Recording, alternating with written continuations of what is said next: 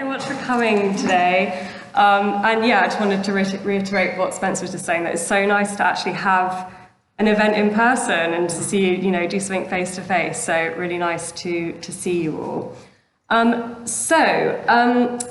here to talk to you about Rossetti's Portraits, which is, as you will all know, is opening this Friday, and it will be running until the 9th of January.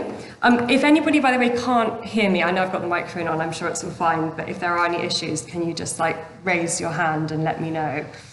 So on until the 9th of January, and I'm going to be talking to you about, telling you about the show, sharing some highlights, and then we're going to go through some of the exhibition practicalities, and then we're going to talk about the events and activities that are around this exhibition, and then there should be hopefully a little bit of time for any questions that any of you might have. So, what is the show about? It's about this man here, Dante Gabriel Rossetti, who was one of the most influential figures of 19th century British art, and one of the founding members of the Pre-Raphaelite Brotherhood. And it's about him and his relationship with the genre of portraiture. So this work here, this is the work that opens the show. It's the first work that you see on the left-hand side as you go into the Roper. And this is a self-portrait that was done in 1855. It's one of the very few self-portraits that Rossetti did. He didn't do very many of them. I think all in all, I know of 6. There may have been more, but 6 seems about right. And these were all done in either pencil or chalk or ink, which is the medium that he prefers with his portraits. And I'll talk about that in a bit more detail in a moment. He never painted his own likeness in oil. So he was 27 when he drew this work, and it was later used as the frontispiece for his brother, William Michael Rossetti's publication of family letters and also a memoir.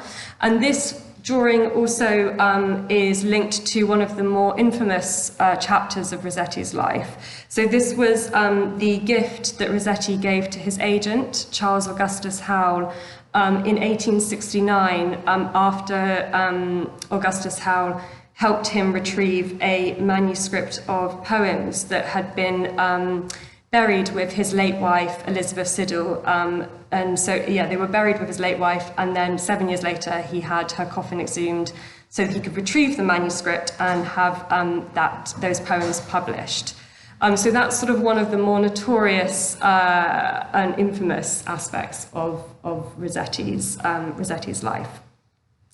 So as a professional artist, Rossetti wasn't really known as a portraitist, and he didn't willingly accept commissions that often, or at least commissions outside of his own kind of circle of friends and very kind of close patrons.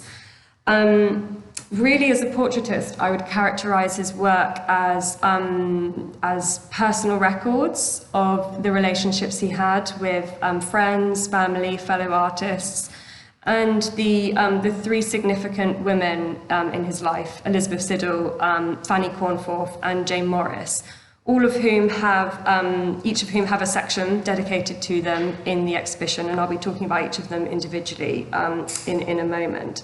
So really, his portraits, they're mostly gestures of friendship, affection, respect, and these sort of quite personal objects.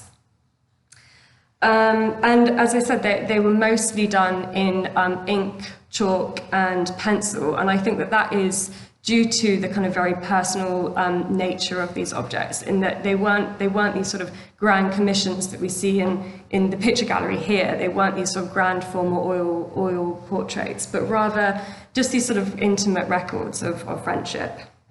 So when I came up with this idea for the show, I originally wanted to focus on a sort of fascinating aspect of Rossetti's art, which is this kind of entanglement between his art and his life and his biography. This comes out particularly in his narrative compositions. So specifically kind of his literary and mythological and biblical narratives, in which he brings in models, or he represents models whose lives or identities in some way parallel the figures represented. So this is a theme that comes out in the exhibition, but actually is not as prominent as I had originally planned it to be. And I think part of that is because as I was doing the research for this show, I came to realize just how prevalent Rossetti's portraits actually are. And I really get this sense that Rossetti was, with every kind of member of his circle, every kind of friend and close associate, he had this almost kind of compulsion, or this real kind of willingness and need to record their likenesses. And he ended up he made portraits of at least around 90 people. So he actually really was such a prevalent portraitist. And these are across his entire career. So he begins making portraits in, the earliest we know of are in 1846, which are these profile portraits. They're quite distant profile portraits of two of his siblings, William Michael and Christina Rossetti. But neither of these are in the show, so I'm not going to talk about them in much detail. But where the show actually starts is with the Pre-Raphaelite Brotherhood in the early 1850s. So, just a bit of background about the Pre-Raphaelite Brotherhood. This was a secret artist society that was formed in 1848 by Rossetti, William Holman Hunt, and John Everett Millais, who shared a dislike for what they saw as the insincere and repetitious conventions of contemporary academic painting. And this was what was coming out of the Royal Academy at the time. This was what was spearheaded by Joshua Reynolds. And they saw that this kind of classical style of very academic style of painting was really represented through Raphael. So they looked to the artists that came before Raphael, Italian and Flemish artists, and so began producing paintings characterized by religious and medieval subject matters, highly detailed representation, vibrant tones, and a kind of uncompromising realism. This last principle was significant for how the Pre-Raphaelites represented figures in art, and they very much wanted to create images which used the likenesses of real people, real individuals, rather than any kind of generic types. And so finding the right model was absolutely paramount to the Pre-Raphaelites. This was a principle, I'm going to come back to these images in a moment, but I'm just going to go on to this image for a moment. This was a principle, the importance of the model was a principle that Rossetti held for the entire of his career, and certainly beyond those sort of early years of the Pre-Raphaelite Brotherhood, even if that kind of the sort of uncompromising realism waned and his works became kind of increasingly sort of stylized over time. So one of the works on display is this stained glass window design, which was made in 1861 for William Morris's design company, which at the time was called Morris, Marshall, Faulkner & Co. And it was designed and built for a church in Gloucestershire, in Southsea in Gloucestershire, All Saints Church. And in this illustration, so this is the Sermon on the Mount, and he's cast various members of his circle as the biblical figures. So we have Christina Rossetti, his sister, who is representing the Virgin Mary. We think that this is Fanny Cornforth, who was his principal model in the 1860s, and possibly his mistress, representing Mary Magdalene. This is St. Peter, who is modelled by William Morris. And here, this is Ernst Gambart, who was an art dealer who Rossetti and his circle despised, and Rossetti has cast him as Judas. So that kind of gives you a sense of Rossetti's, what Rossetti was doing there. So, returning though to the Pre-Raphaelite Brotherhood, So realism and finding the appropriate model, which was usually also each other. They often modelled for each other's paintings, and they often asked their friends and family to pose because they were sort of the most readily available models. They were also the cheapest models. This was of the utmost importance, as was the practice of drawing each other's portraits, which became a kind of form of artistic training and also a gesture of friendship and sort of social bonding. So in the sort of first section of the show, it opens with this, on the left-hand side, this small portrait of Thomas Woolner, who was a sculptor who was part of this sort of 7 key members of the early pre-Raphaelite Brotherhood. He, sort of having failed to receive any major commissions, he emigrated to Australia in July of 1852. And this portrait was done just before he left. And I get this sense from this work that he appears quite distant to me. There's a sort of slight apprehension in his face. And I kind of have this, I interpret it as sort of, he's sort of looking into the distance as if he's looking into that kind of the unknown future, what's ahead in Australia. 10 months later, at Rossetti's suggestion, the rest of the Pre-Raphaelite Brotherhood met at Millet's studio. This was on the 12th of April, 1853. And they all drew each other's portraits to send out as gifts to Thomas Woolner. So these 2 portraits were done on the same morning, on that morning of 12th of April. So the one in the middle is William Michael Rossetti. So that's Rossetti's brother. And the one on the right is William Holman Hunt. And William Holman Hunt has this very kind of intense, penetrating stare that is it's got a very sort of serious expression. And we think that he was, as Rossetti was drawing this portrait, Holman Hunt was in turn drawing Rossetti's portrait. And there is it's not in the show, unfortunately, but there is a portrait of Rossetti. It was actually done, Holman Hunt did a kind of version of it later on, I think in the late 1860s, an oil on panel version, which shows Rossetti, and he's got this very, very intense sort of stare out. So there's clearly this sort of exchange of portraits happening. And so this is the sort of the beginning of the exhibition. So the exhibition is loosely chronological and is organised by sitter. So the next section of the show is dedicated to the artist, model, and Rossetti's eventual wife, Elizabeth Siddal, who was the woman whose coffin was exhumed in 1869.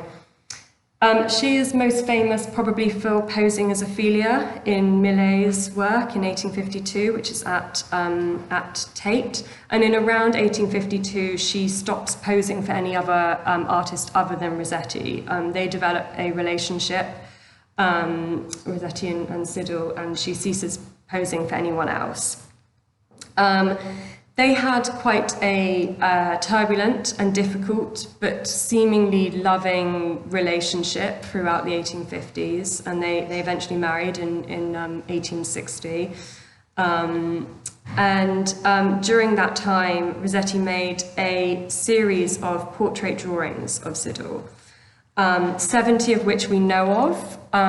There were probably far more than that, but 70 that are in existence today. And for me, of all of Rossetti's portraits, these are by far the most intimate and the most kind of poignant. And to me, they kind of they give us a sense of the kind of everyday life that they shared together. There's a kind of ordinariness about it. It is just their everyday life, but they're also quite extraordinary images at the same time. Certainly, these were very much private images, so these weren't drawings that Rossetti kind of shared in any kind of public setting, and probably even within his circle, very few people knew about them. They were kept in a drawer, and very, very few people knew about them.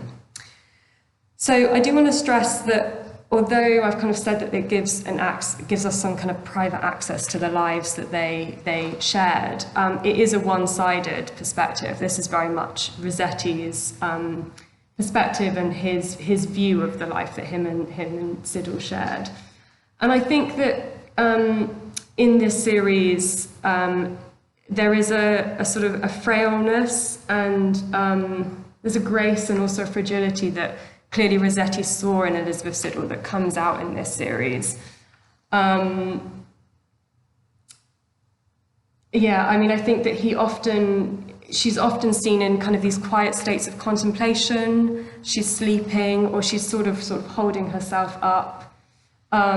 So I think this image here, which is from the V&A, which is really one of the kind of it's the most kind of exquisite drawing. It's really beautiful. This was done in Hastings in 1854, where they had gone so that Siddal could recover from a bout of ill health. So Siddal did suffer from ill health throughout her adult life, and we're not entirely sure. We don't know exactly what that illness was, and there's various different theories around that. But this image here is, it's such a sort of delicate but detailed portrayal of Siddal. And I also see this as a study in light and shade. You know, she stood right by the window, the way that her face is turned, so that sort of one half is plunged into darkness and the other you've got the light shining on. It's really, really beautiful. And then this work, which is from Birmingham Museums, for me, this is also, it's such an intimate portrait. You know, it shows her in, I mean, I view this as she's asleep there, and she's either resting or asleep, which is such an intimate moment for a person. But at the same time, as she's in this sort of quiet stillness, the lines that Rossetti uses to create this in ink are so kind of sketchy and energetic and quick, and they're sort of completely in contrast with each other. And I get this sense that Rossetti was almost trying to like draw her likeness as quickly as he could before she woke up. So she was also, so yeah, the sort of fragility and that kind of, you know, the fact that she'd been unwell for much of her adult life is sort of one side of her, but she was also an ambitious artist and a poet. She was known for her medieval-inspired watercolours, and she began her artistic practice in 1854, and in 1855 John Ruskin became her patron. He paid her an annual salary of £150 for all of the works that she could produce. And she was the only woman artist to be represented at the 1857 Pre-Raphaelite exhibition that was on in Russell Place.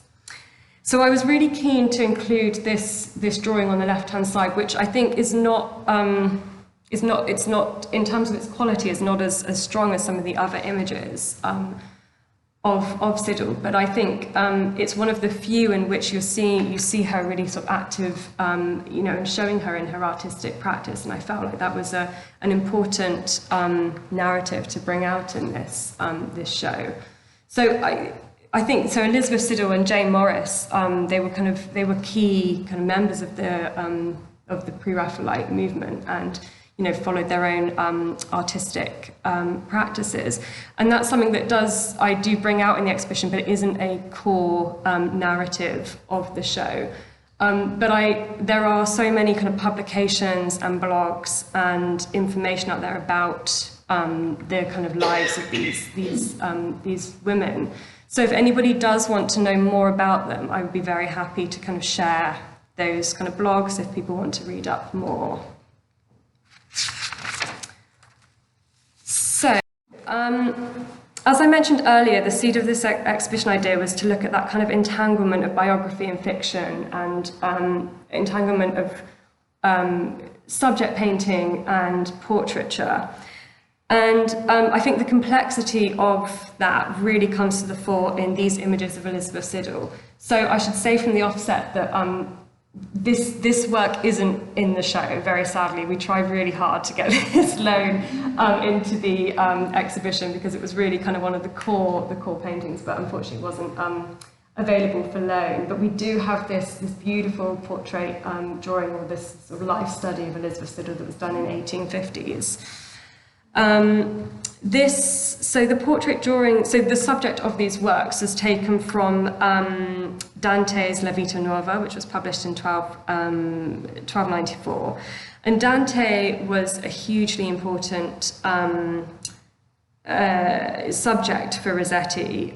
His father was a Dante scholar, and Rossetti's full name, which was actually Gabriel Charles Dante Rossetti, references the 13th century writer. And it actually was with that first pre-Raphaelite painting, The Girlhood of Mary Virgin, that Rossetti signs his name Dante Gabriel Rossetti. So at that very early point in his career, he switches the order of his name around to emphasize Dante, because clearly Dante was such a significant a significant part of his own identity, his own sense of self.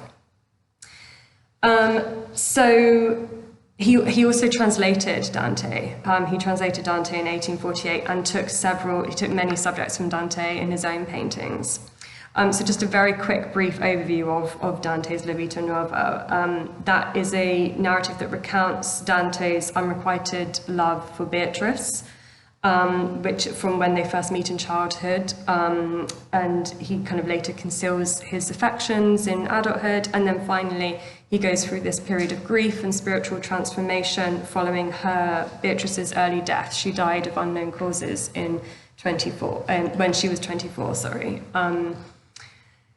And Rossetti, identifying himself with Dante, he seems to have, throughout the 1850s, associated Siddal with Beatrice. So she's cast as Beatrice in several of his works in the 1850s, starting in 1852. And this work here on the left-hand side, which was done at some point in the 1850s, we know it was done while Siddal was still alive, was to represent Beatrice falling asleep by a sundial. But it wasn't until 1864 that Rossetti actually started working on the oil painting that was associated with this drawing. And by that point, Elizabeth Siddal had died. She died in 1862 of an overdose of laudanum, and we don't know whether that was accidental or not. And so with Siddal's early death at the age of 32 and Beatrice's death at 24, the sort of parallels between the lives of these two women become even closer. And this is something that is then drawn out in this work, which Rossetti starts 2 years after Siddal's death, which shows Beatrice, she's not at the point of death, she's actually at the point kind of beyond death at this moment of spiritual kind of transformation. You can see it's kind of very hazy and translucent. And Rossetti combines sort of different symbols that relate to both women. So one of them is the dove here, which is a messenger of death, but was also Rossetti's nickname for Siddal was the dove. And the dove is carrying a white poppy, which is a reference it's thought there's a reference to laudanum. And then in the background here, at the top of the work, there is this sort of quite hazy outline of a cityscape and of a bridge, and that is thought to represent Ponte Vecchio in Florence, but could equally also represent Blackfriars Bridge, which was close to where Siddal and Rossetti lived during their brief marriage. And so this work, Beata Beatrix, has been understood as this sort of dual subject, as both a Dantean narrative, but also a posthumous portrait of Siddal. And so for me, that's really kind of at the core of that idea of the sort of entanglement between Rossetti and the model and Siddal's biography and the subjects which he paints. So, moving on, the next section of the exhibition looks at the 1860s and the next principal model in Rossetti's life, who was Fanny Cornforth. So Fanny Cornforth entered Rossetti's life at some point in the mid-1850s. We're not entirely sure when. It could have been 1856, it could have been slightly later than that. And in 1859, she poses for the first painting by Rossetti. And that painting is called Bocca Baciata, and there's an image of it in the show. It's in America, so we couldn't, unfortunately, get it for loan for this exhibition. But it marked a complete transformation, or a complete transition in Rossetti's stylistic and technical approach. So he is working in oil, for one thing, which is something that a medium he'd really struggled with throughout the 1850s. He'd mostly worked in watercolor throughout the 1850s. But he's also at this point really interested in Venetian old masters, and these works are very much indebted to the Venetian old masters, particularly Titian, but also Parma Vecchio is another reference point. And that comes through in the tones of these work. He's really interested in colour and these sort of really rich, particularly in this work, these really rich golden kind of Venetian tones. But also in the format, this sort of single figure female portrait where the perspective is really kind of, it's got a very shallow perspective which really pushes the figure forward. And that is something that he's really taking from Venetian painting. So Fanny Cornforth, as I said, she was his principal model in the kind of first half of the 1860s. She was possibly very, very probably his mistress as well. And after Siddle's death in 1862, she also becomes his housekeeper. And so she moves into his home in Tudor House in Chelsea. But there was most likely a kind of crossover between, I think that she was his mistress while Siddle was still alive. These works, they have quite an ambiguous relationship with the genre of portraiture. And for me, I think that they can be understood. So Cornforth isn't the sort of the main subject of these works. But her presence is really, really felt. And I see these works as both a representation of Fanny Cornforth, but also Rossetti's kind of own idealized visions of womanhood. So I'm going to start with this work here. This is Oriella, Fazio's Mistress, which was painted in 1863. The title of this work was taken from a 14th century poet, Fazio della Uberti.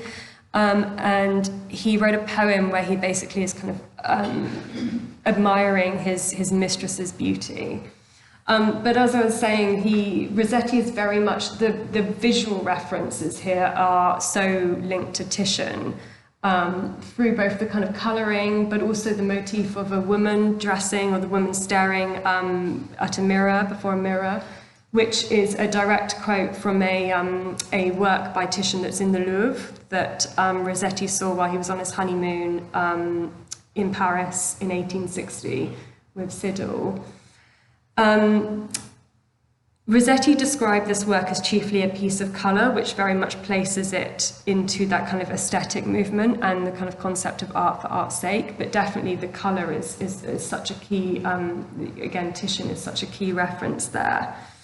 And so what's so fascinating about this work is that there are these kind of three different reference points, which I think really show the complexity of Rossetti's art. That he's sort of referencing a 14th century poem, a Florentine poem, a 16th century Venetian painting style, and then you've got Cornforth who brings it into Victorian England.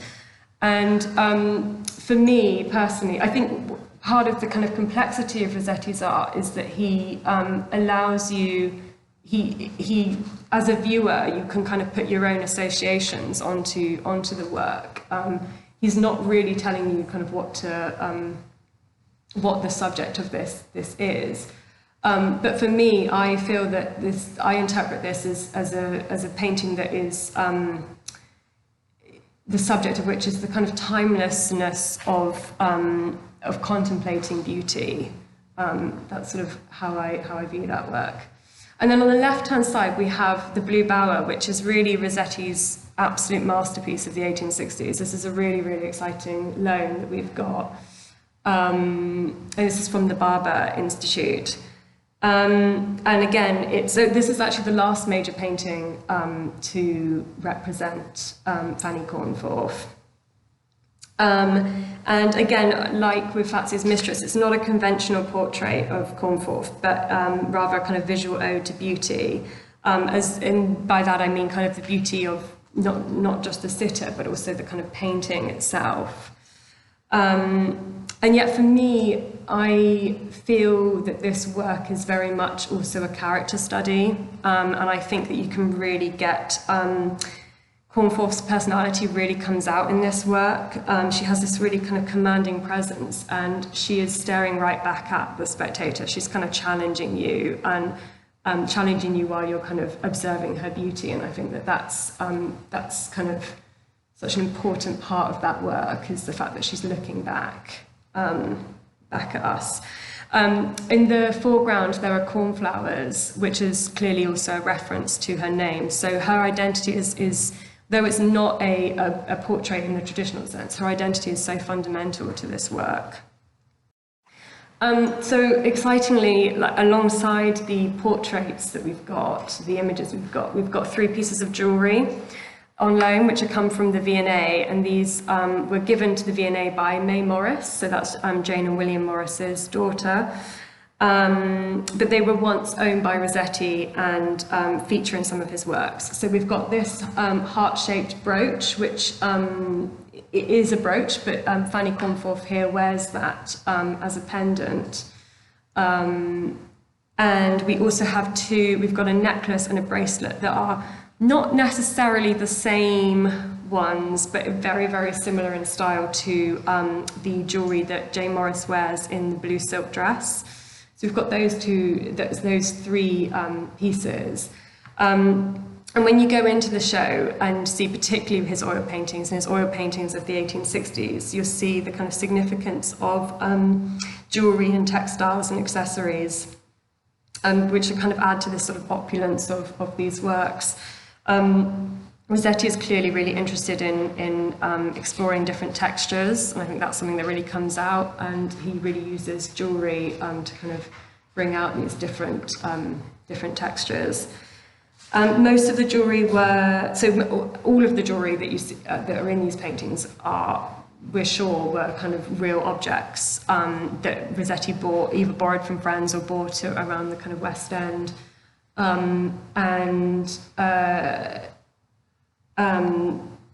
They were costume jewellery, so they weren't necessarily like precious pieces, but they clearly held a kind of sentimental value for Rossetti.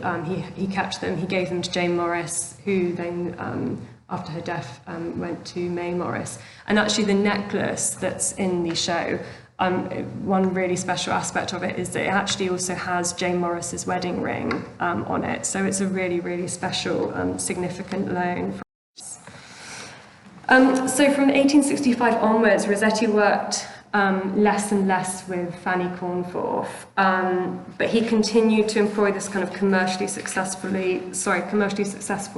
formula of these sort of half-length or three-quarter-length single-figure females. This work, which is from the Tate, this is Mona Varna, and again, I mean, it's completely Venetian in its style, in its tone, in that kind of gold, the golden and the reds that come out, but also the kind of the large sleeves and the textiles are completely reminiscent of portraits of courtesans by Titian and others. And Rossetti described this work as the Venetian ideal of female beauty. And this work, the model represented in this work is Alexa Wilding, who Rossetti met in 1865. And she's notable for being one of the few models in which Rossetti didn't have a relationship with. They remained on kind of professional and very friendly terms. I think she was one of the few people that, few of his models that attended his funeral. what I've included the image again of the blue bower in this work because I haven't written about this in the graphics, but I think that this is quite an interesting thing, and it's something that if you are in the exhibition space and get talking to visitors, I'd be really interested to hear people's opinions on this. But there is a theory that Fanny Cornforth was actually the original model for Mona Varna, and the thinking behind that is partly, one of the things is that Rossetti did do that. He did change the features of some of his models. With Fanny Cornforth, for example, he did with another work that's in Delaware Art Museum in America. He changed the features from Fanny Cornforth to Alexa Wilding a little bit later on. You can see here that there's clearly a similar pose that's happening there, which is really, really fascinating. And also the fact that in Mona Varna, she's holding a fan, which is an accessory that Rossetti very much associated with Fanny Cornforth, it being a play on her name. So it's not something that I've put into the graphics, but I think is quite an interesting theory, and I think that there's definitely, I think there's good reason for it to have that theory. So the final two sections of the show, they're one section but in two parts, looks at the final of Rossetti's principal models, who was Jane Morris. So this is William Morris's wife. So Jane, Rossetti, William Morris, and Edward Burne-Jones, they all first met Jane Morris in Oxford in 1857 when they were there painting murals for Oxford University's Union Building. And Rossetti, I think it seems that he was besotted by Jane Morris and asked her to pose as Queen Guinevere for one of the murals. But Rossetti was involved with Elizabeth Siddal, so you kind of get an impression of what Rossetti was like as a figure, I think. But yes, but Jane Morris married William Morris in, I think it was 1859. And through that, from 1859 until 1865, Rossetti and Jane Morris had a kind of friendly but fairly kind of distant relationship. They saw each other at social gatherings, and she was involved in William Morris's company at the time as an embroider, and Rossetti was also involved in that, so at business meetings. So they would see each other, but they didn't really develop a strong relationship until 1865, when Jane Morris and William Morris moved to central London, and from that they moved closer to Rossetti. And so in 1865, in July of 1865, Rossetti commissions a commercial photographer called Charles, his name's escaped me, what was it? John Robert Parsons, that's it. Commercial photographer John Robert Parsons to take around 18 portrait photographs of Jane Morris in Rossetti's garden in Tudor House. And these are, I think they were a kind of combination of Rossetti's direction and then Jane's kind of her own sort of self-imaging.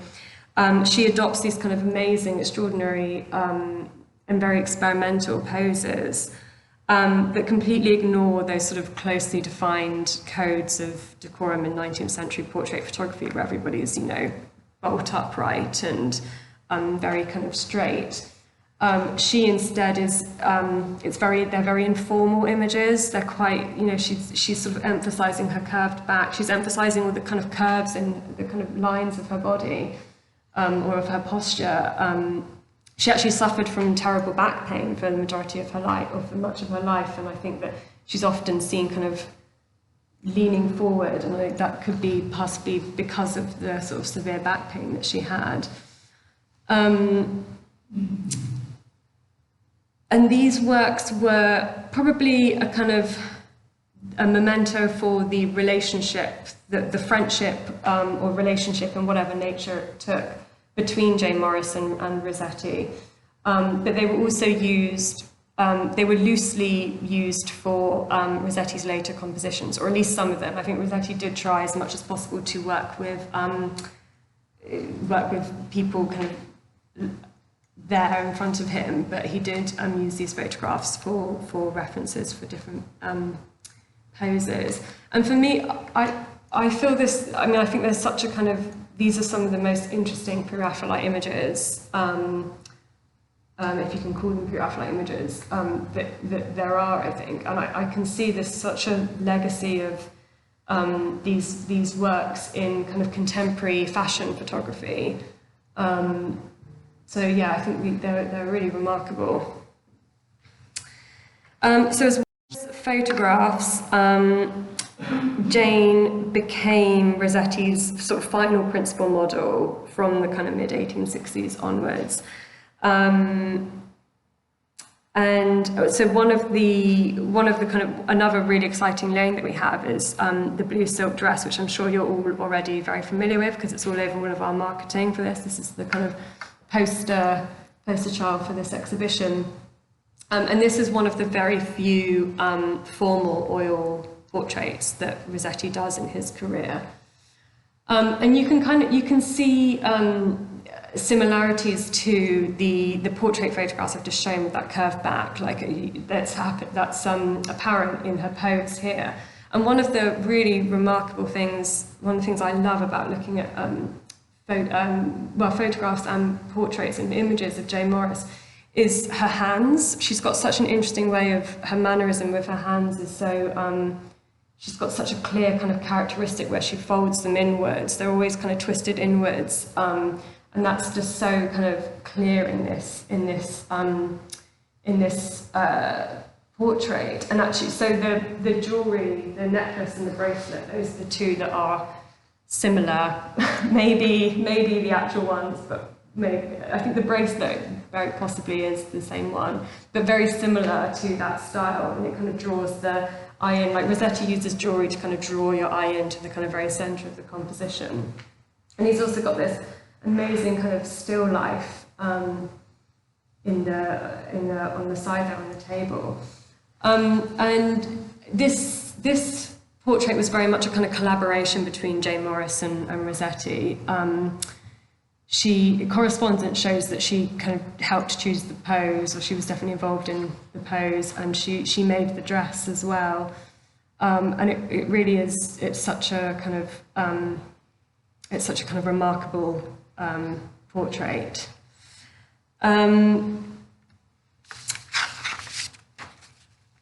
So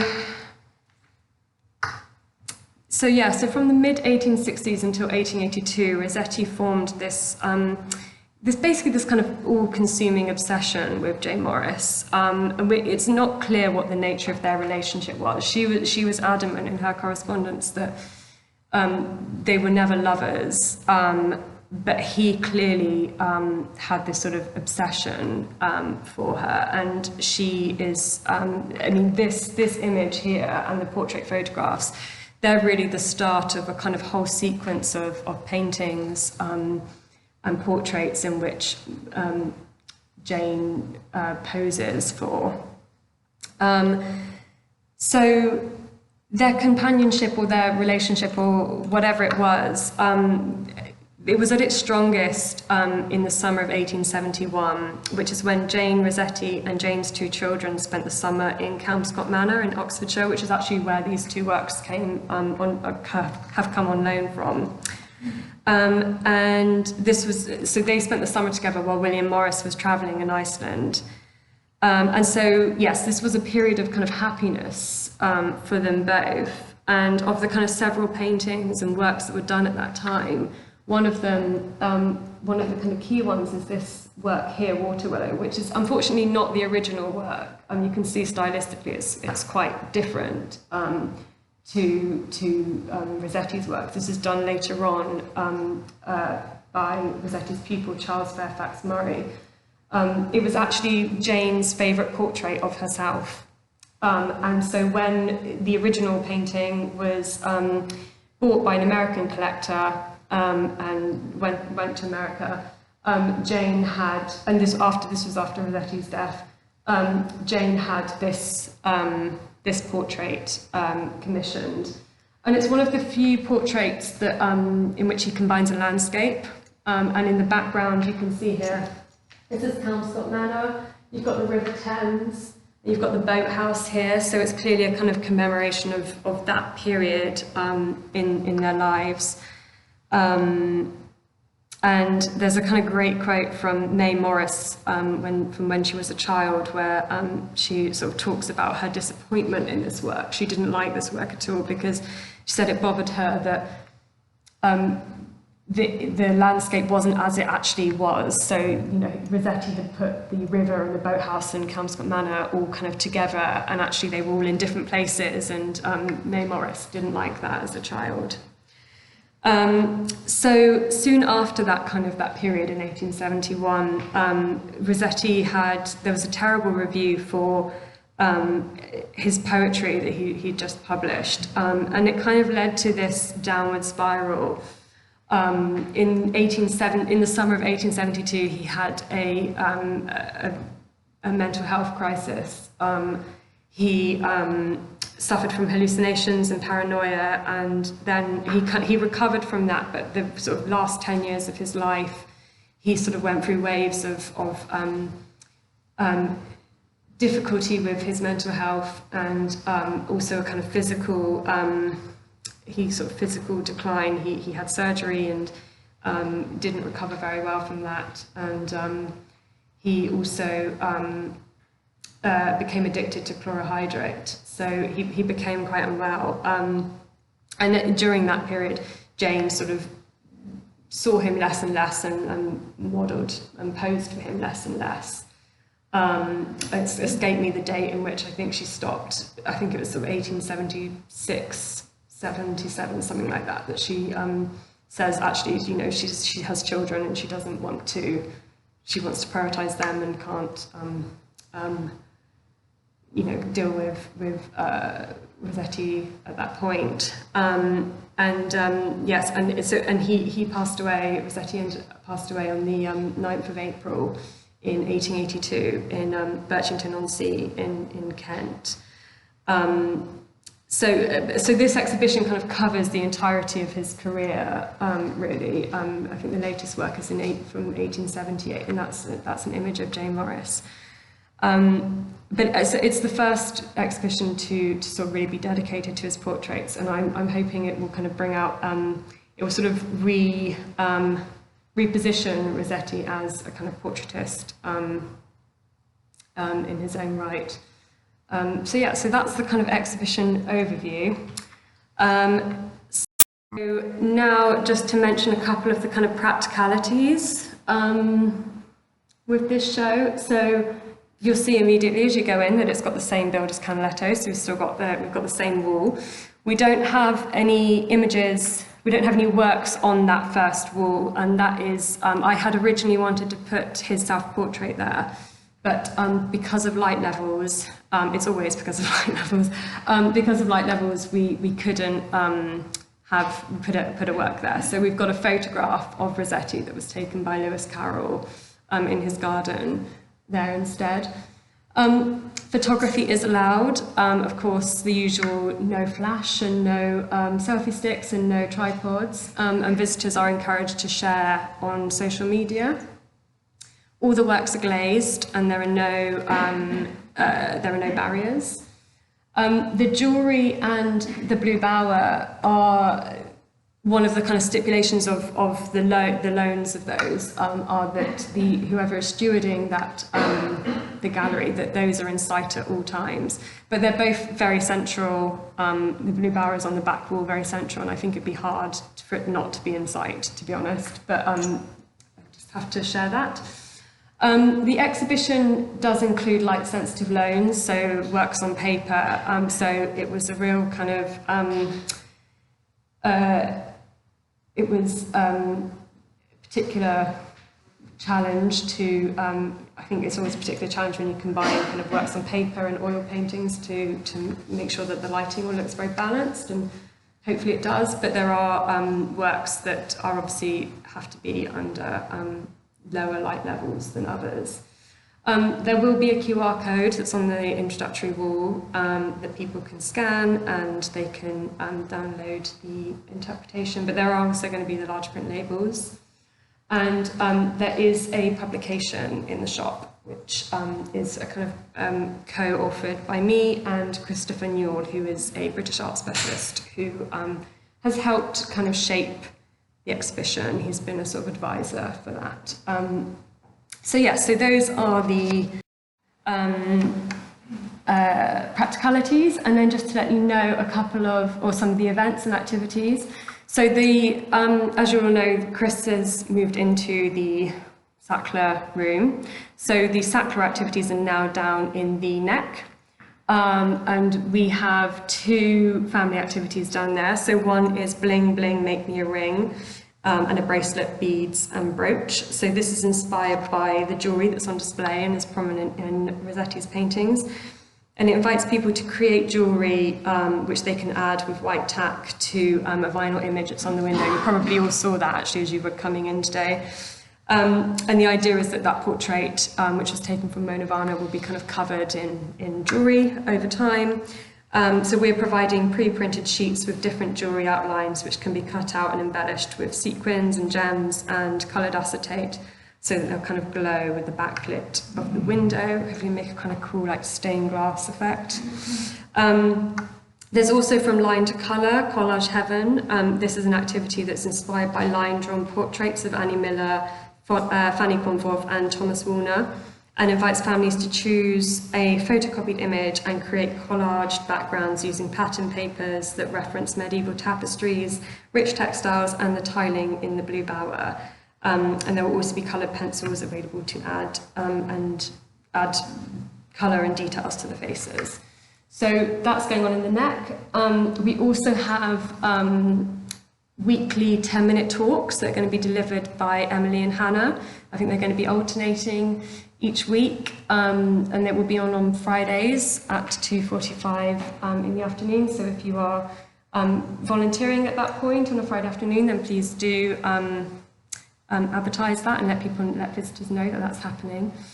And then we've actually got 3 events, or 2 confirmed events and 1 almost confirmed event. So the 2 confirmed ones, there is a concert that's happening on the 7th of October at 7 p.m. And that is I think it's a duo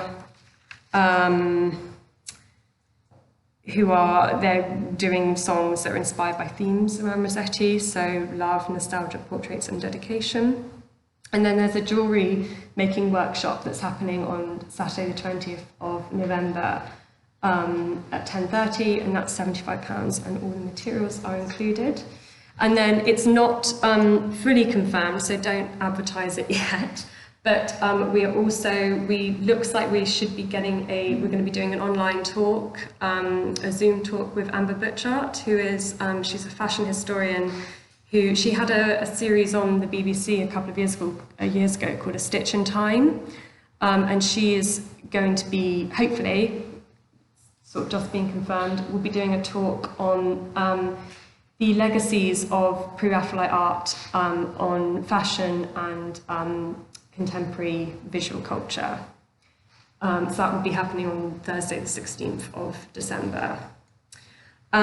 So I know Spencer asked questions in advance, and we did get one that was about the artist. Well, it was as a founder member of the Artists' Rifles, did Rossetti actually shoot anyone?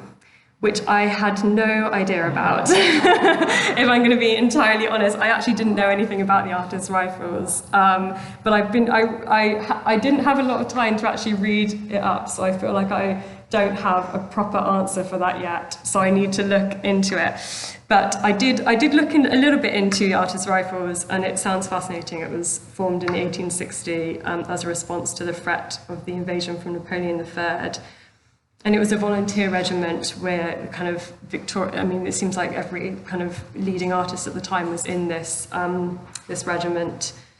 Rossetti, Burne-Jones, William Morris, Leighton, Ruskin. And I know I spoke to Hannah about this, who's very knowledgeable about these things, and she said that Rossetti we don't think that Rossetti shot anyone, but he did have his gun taken away from him apparently because he was just very argumentative with people, and I don't know the full story, so I have to look at that in a bit more detail. So I don't know, it's 6 o'clock, so I'm happy to take questions, or I can kind of be around. Yeah? I'm very practical and mundane. Is it possible to have a QR code, say, down by reception or somewhere where there's good reception? Mobile reception is very poor. Okay. And a lot of people try, struggled and failed. Okay. To download the previous QR code, which seems a waste. A lot of people are very complimentary. Okay. The comments, that they just couldn't download it. Okay, that's good to know. I didn't really know about the kind of reception issues in the Roper with getting downloading the QR code. So I'm sure that is something we can organise very easily. In fact, I know that it is. So yeah, we can definitely do that for sure. Yeah. Yes. What are the talks on Friday? Oh, so Hannah and Emily, would you like to say anything about the talks that you guys are doing? Sorry to put you on the spot. Just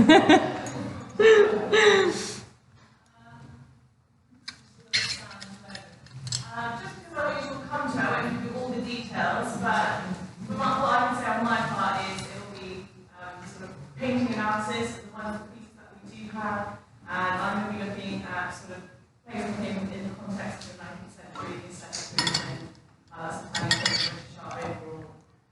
That's all I can say for mine. Mine, I'm looking at the reflex in Somerset, so looking at the second time in Bath and Bree, where her family lived. And then I'm also looking at Debussy and Rossetti, so Debussy is very inspired by Rossetti's artwork and Rossetti's poetry, and takes those and writes them off for as well. So looking at that. Great. Okay, well, enjoy the show. If you have any questions, I'm always around, so do just stop me or email me. And yeah, and thank you for coming tonight and for listening. Yeah, great. Thank you.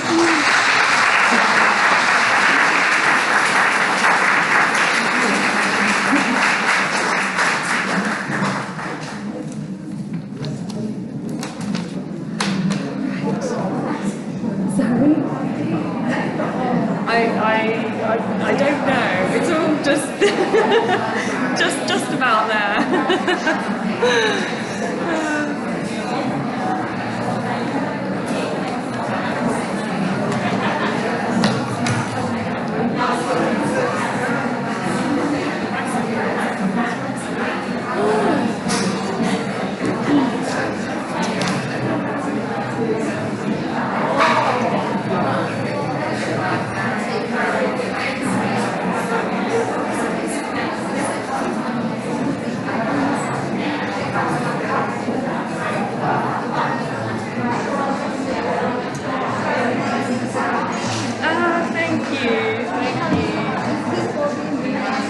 I mean, I definitely have to have I'm not at the point in my life where I can not have notes with me. Like I have to always have a script just in case I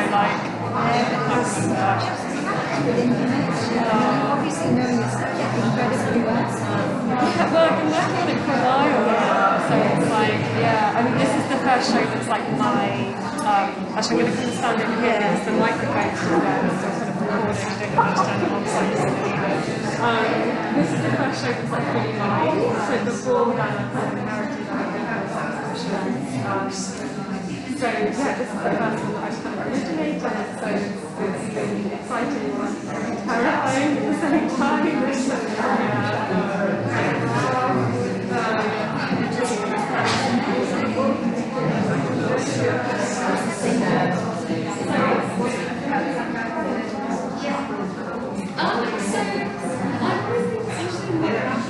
I did do my master's.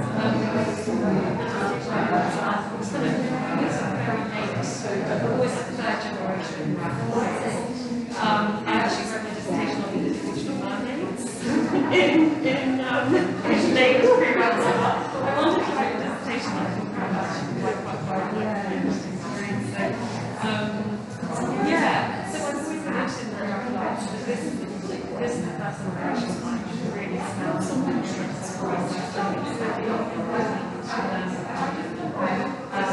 it's really fascinating. I think that, you know, I think that Rossetti was quite quickly be dismissed as just like because I know, like, to me, there was much more because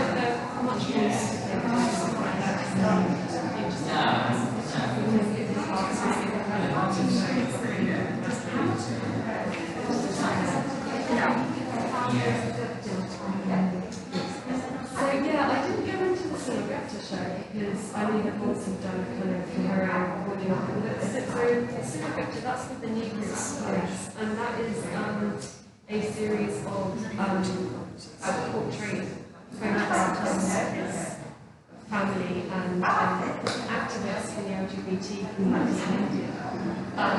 They're recreating like compositions. So there's a Rossetti work which is they recreate and so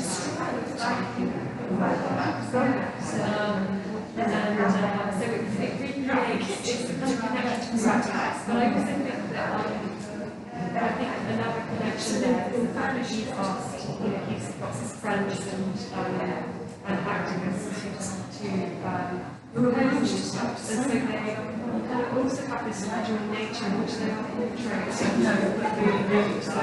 referencing the reflecting position. So you kind of also have that dual nature, which is something that comes out of Rossetti's art. So people may have.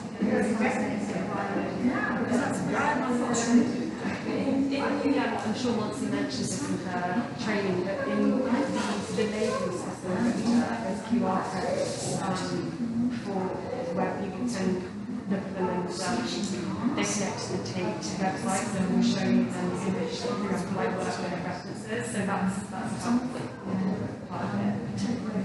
But yeah, so thank you. It was nice having you at the front, smiling at me. I'm just so nice. Oh, thank you. Well, this was